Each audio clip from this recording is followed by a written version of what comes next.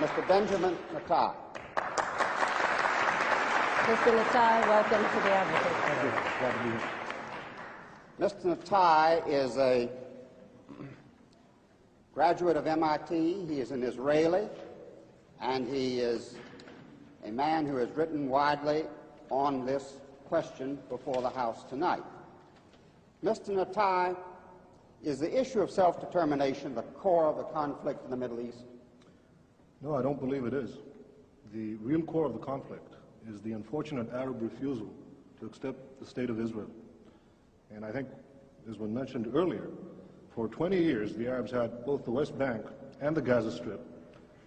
And if self-determination were, as they now say, the core of the conflict, they could have easily established a Palestinian state then, but they didn't. When did the issue arise then? Well, for 20 years, we didn't hear a word about self-determination.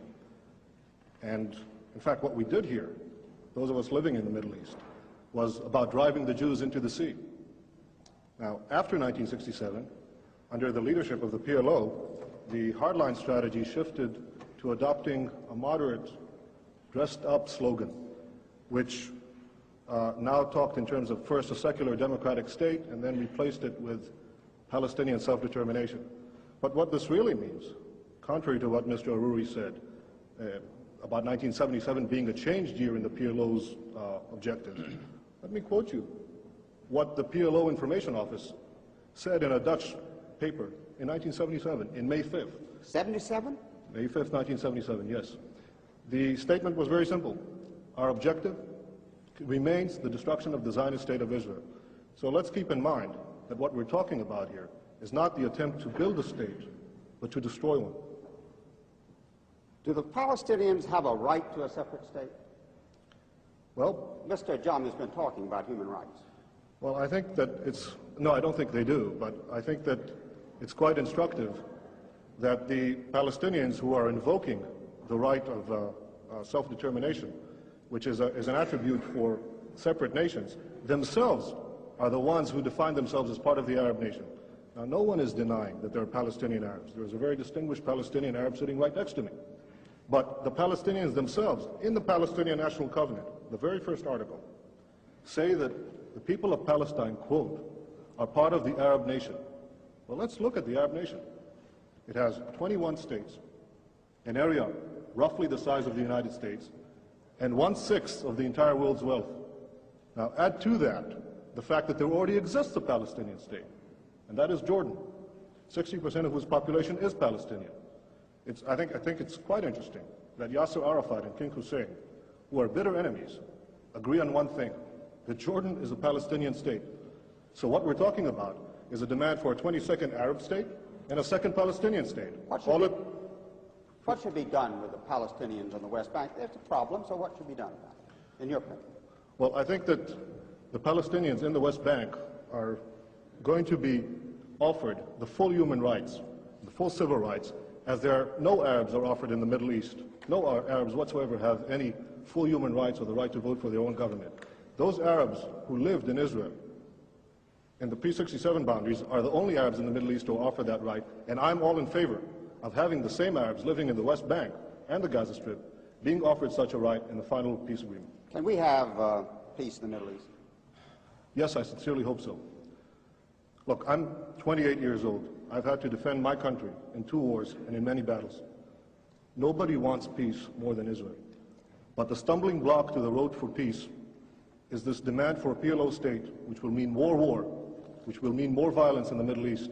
And I sincerely believe, if this demand is abandoned, we can have real and genuine peace. Thank you. Thank you, Mr. President. Mr. Natai, you've told everyone that the Palestinians on the West Bank and the Gaza Strip will enjoy full human rights. Could you tell me how that's compatible with the presence of Israeli forces in their midst? Well, the Arabs living now under the Arabs who lived in Israel, 400,000 of them, 400,000, between 1948 and 67, as I said earlier, certainly enjoy full human rights. And as I said, I'm not talking about the Arabs in Israel. I'm talking about the Arabs on the West Bank and the Gaza Strip. If you let me, I'll answer your question, Mr. Ajani, please. The Arabs living in Israel are the only ones who are entitled to vote for their governments, the only ones who have representative in a parliament in the entire Middle East. Now, it's true that the West Bank and the Gaza Strip are now undergoing a period of transition. In fact, no Arab government has been willing to negotiate so far about this period of transition. And I think that when this transition, when the negotiation period is ended, there is no reason why under either Jordanian citizenship or Israeli citizenship, these Arabs will not have the full human rights, the right to vote for their representatives, as the Arabs in Israel do, as hopefully all the Arabs in the Middle East will do someday. Mr. Natai, does the state of Israel itself accept that the people on the West Bank and the Gaza Strip have the right to vote on whatever future they choose? Well, Mr. Ajami, I just outlined that in the event that this negotiation process will continue, I'm sure that what we're talking about is in fact eventual citizenship of some kind, either Jordanian or Israeli or in any other arrangement in which these people will certainly vote. Mr. Natai, you've given yourself the right to determine that you are an Israeli, but you've also given yourself the right to negate the other entity, which I think is not somehow consistent with global practice at this time, is it? Mr. Ajami, I have never rejected another entity, nor have I ever declared my intent to destroy it, least of all the Palestinian Arabs, who I fervently want to live in peace with. All I'm saying is that it is the Palestinian Arabs themselves, their leaders, Arafat, Muhsin, who Morris Abrams quoted earlier, Farouk Kadumi, the number 2 man in the PLO, these are the ones who say they are part of the Arab nation. These are the ones who say they already have a Palestinian state. There is no right to establish a second one on my doorstep, which will threaten my existence. There is no right whatsoever. Okay, Mr. Natai,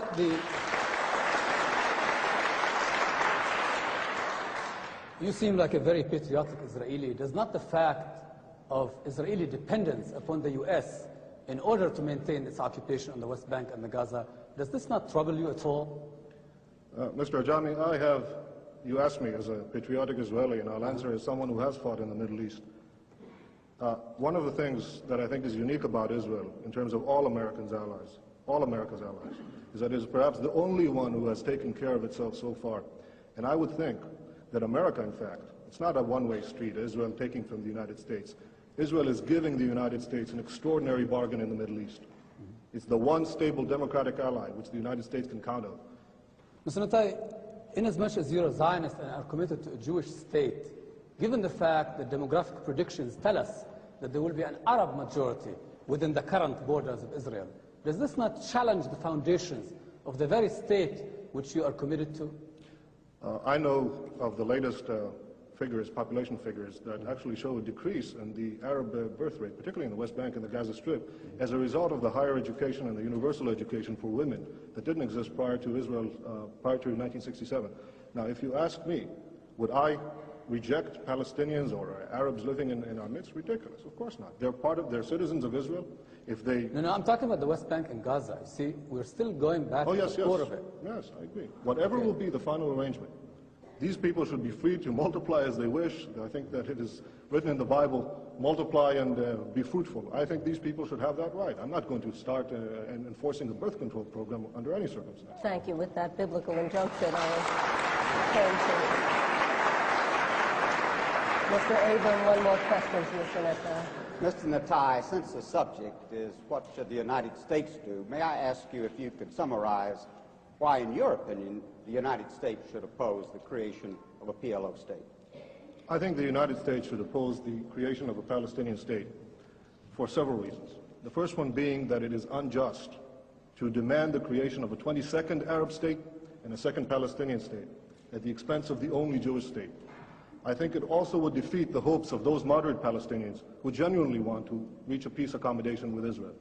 Thank you. Mr. Ajami, another question. Mr. Natai, as someone who would say that you believe in democracy, do you believe that Israel can continue as a garrison state and still remain a democratic state? Mr. Ajami, either you didn't hear what I said before, or for your benefit, I'll repeat it again. No, Israel does not intend to remain a garrison state. Israel wants to live in peace and wants to be secure. If that involves maintaining military guarantees, our own military guarantees against the destruction of people who surround us, yes, I believe we should fight for our survival. If I have to, I'll fight again, but I hope not to. Thank you. Thank you, Mr. Ajami. Mr. Natai, thank you for joining us.